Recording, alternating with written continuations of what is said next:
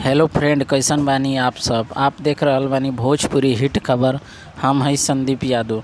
बहुत बड़ा गाना एगो रिलीज भइल बा शिल्पी राज के नदी बीचे नैया डोले। ये गाना बहुत ज़्यादा वायरल होता है।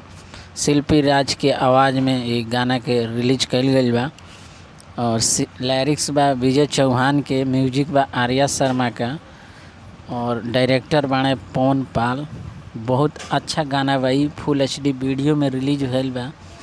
लाइक मिल चुकल बा 4 लाख से भी ज़्यादा एकरा लाइक मिल चुकल बा। व्यू मिलल बा 55 मिलियन से भी ज़्यादा एकरा व्यू मिल चुकल बा। गाना रिलीज भइल बा 17 अप्रैल के।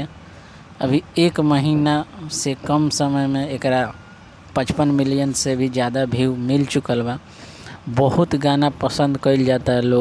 लोग बहुत एकरा के पसंद करता है। ये गाना के बहुत अच्छा लागता है। ये गाना बहुत वायरल होता गाना। ये शिल्पी राज ये गाना के इतना बेहतरीन तरीका से गौले बड़ी और इनमें मॉडल बड़ी।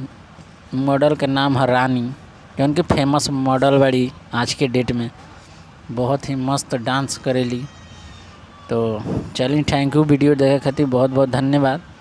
चैनल के सब्सक्राइब कर दें और बेल घंटी दबा दें। तब तक हम मिले अगला वीडियो में आपसे।